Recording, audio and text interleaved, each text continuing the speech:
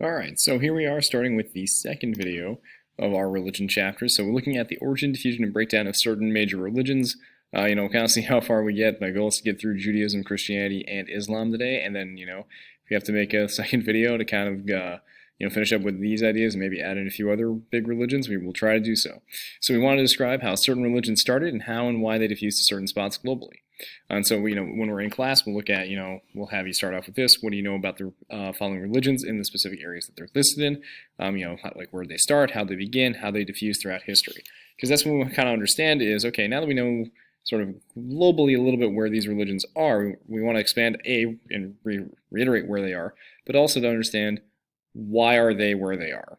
All right, why are there so many Christians in Europe? Why in North America? Why is Islam dominant so much throughout the Middle East and beyond? Why is Hinduism based in India, Buddhism predominantly in China?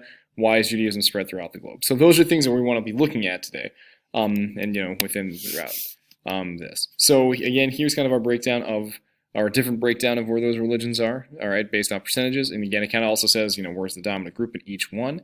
Because there's Brazil, Roman Catholic, like all this is Christianity, but different types, different locations, Islam, Hinduism, again, where do we see these and why? All right.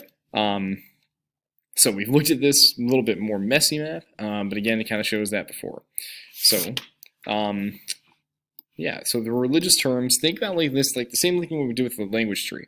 All right, so when we talk about a religious, like a branch, denomination, a sect, and a congregation, this is exactly like the same thing, like a language family, language branch, language group, branch, actual language, dialects, things like that. This is the same kind of terminology that we want you to be thinking of. All right. So a religious branch is a large and fundamental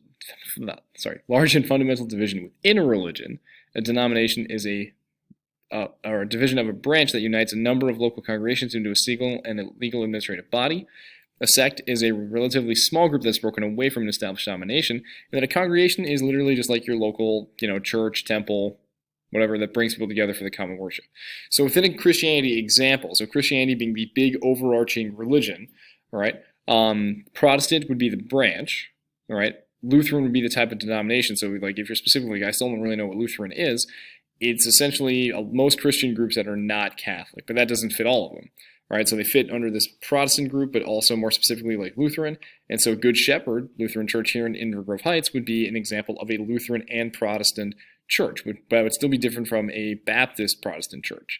All right, because again, those are different denominations and different sects. Now a sect isn't always, the same thing. Not every religion has a sect, or not every sect is, specifically a different part of a religion. It's just kind of a group that might have broken off. So an example of a sect would be something like Mormonism, or, nope, that's probably the only one I can really think of off the top of my head. Mormonism would be kind of that, or Jehovah's Witnesses would be kind of falling into that. So here's kind of our, branch of the Christian religion. Starts with Judaism. We'll refer back to that. Starting with Jesus, and then, having one big Catholic church that then, broke up into many different groups, as one can see throughout all of these different branches. Right. So again, if you're following along with the Lutheran idea, here it is. Right. Following here, typically Protestant, but again, very different within all these different branches. So, all right. So yeah, as religion spreads, and this is something to definitely play in mind, because I think that there will eventually be a free response question. Not that I've wanted to use one as well, but I feel like this is eventually going to pop up on the AP exam. Is a comparison of language and religion, because typically as religion spreads, so does language, and often other types of culture, along with food, dress, certain other customs that go along with it.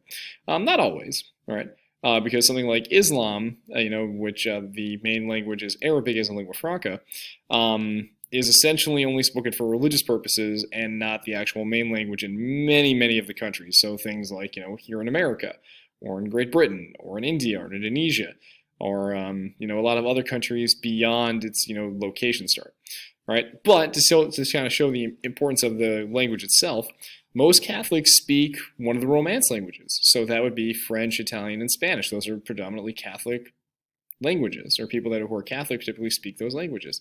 Protestants speak mainly Germanic languages like English, Dutch, Scandinavian languages, right?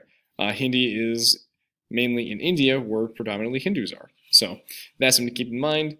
But again, it's not always true because some people, they just know the language just for religious purposes. Me, I only know Hebrew for the religious purposes. I could not carry on a conversation for the life of me in Hebrew. Can't do it. I can read it, I can say them, and I can, say the prayers, but that doesn't mean I wouldn't be able to hold down a modern conversation with anybody. I could not physically do that. Right? So in terms of tying ourselves together here within, Judaism, Christianity, and Islam, and kind of breaking down these big groups and their locations and why, we want to start off here within the idea that, within this little circle, every single action of God in the Bible, the Quran, and the Torah take place essentially inside this location. Right? It all stems right in here. So that's really important globally to understand. Right? So within Judaism, Christianity, and Islam, you have one shared creation story that is told in slightly different ways depending on who is telling the story.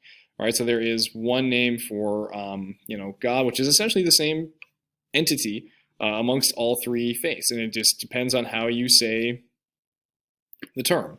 All right, Allah is for Islam. Jehovah is a more Aramaic and Greek term. I will not be saying this term out of respect in Judaism, but that's also not the full name of God in Judaism, but it's out of respect that you don't say it. And just the term God itself. And then they all have a creation story. God created, the universe and everything in 6 days, including the earth. And then on the seventh day, God rested, Adam and Eve. And then where it splits off is the religion, or with this gentleman here, Abraham, for those that know, their Old Testament. All right, that's kind of, he's considered the first Jew. So people like Adam and Eve, Noah, we talked about the Tower of Babel. That all happens before Abraham. And so Abraham essentially is told that he is going to essentially father a very large number of nations, a very large number of peoples.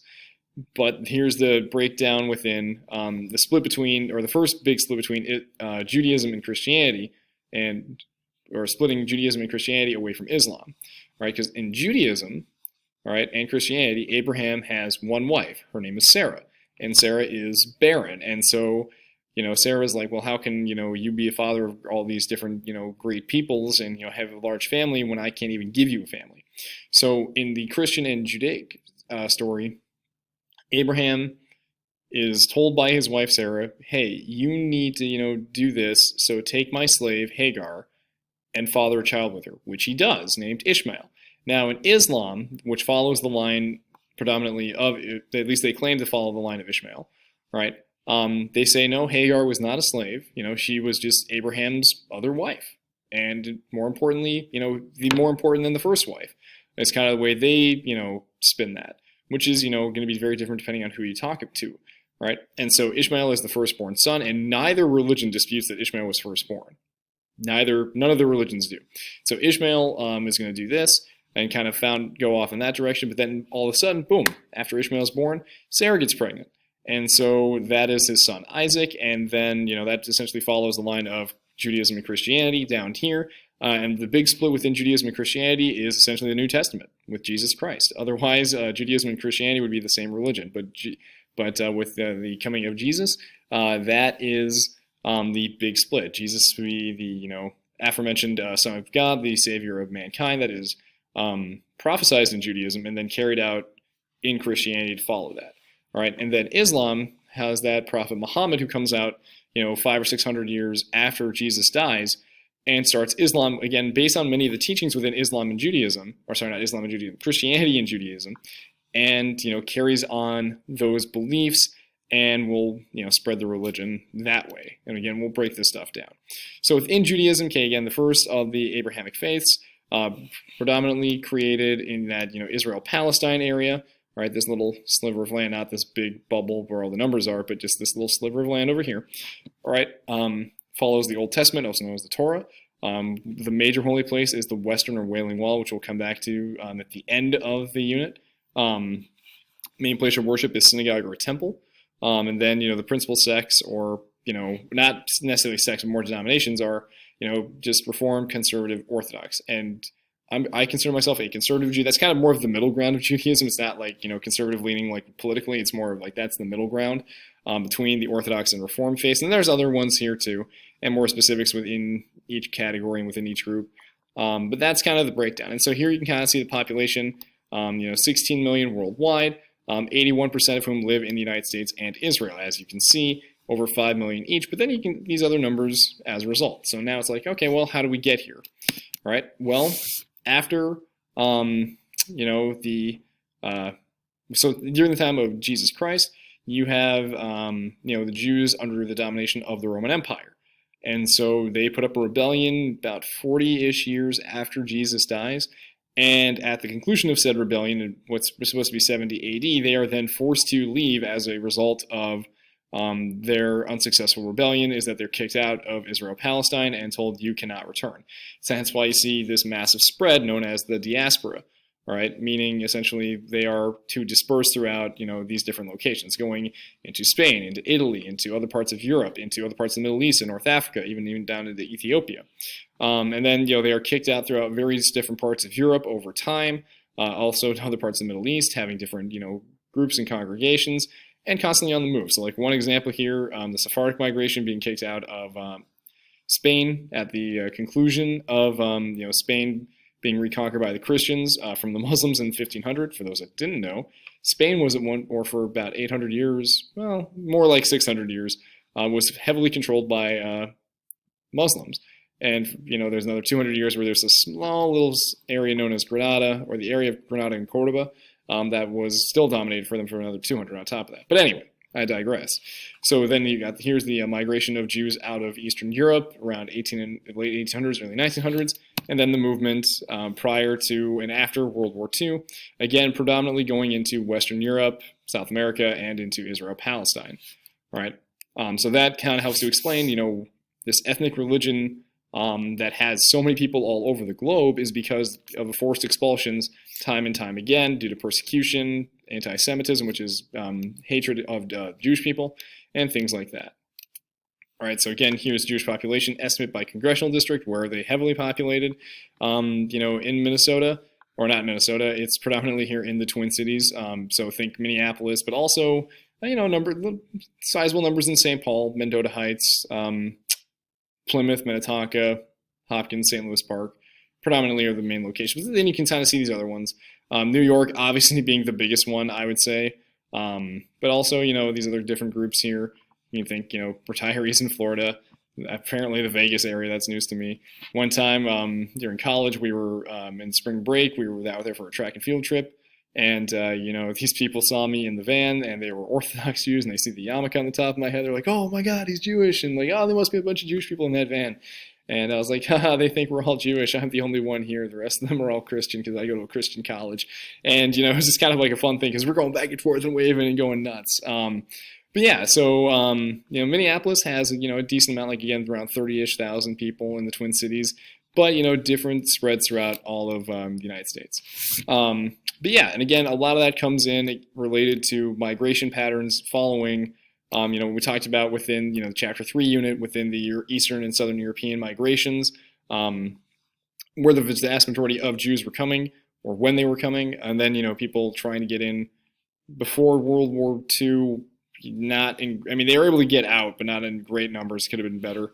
And then, following that is also the migration of, to and Israel, Palestine, which again, we'll talk more about when we get to the conflict stuff. So I think here's a good place to pause. We'll come back with Christianity, Islam, and we'll see if we can get to the other ones in the next video.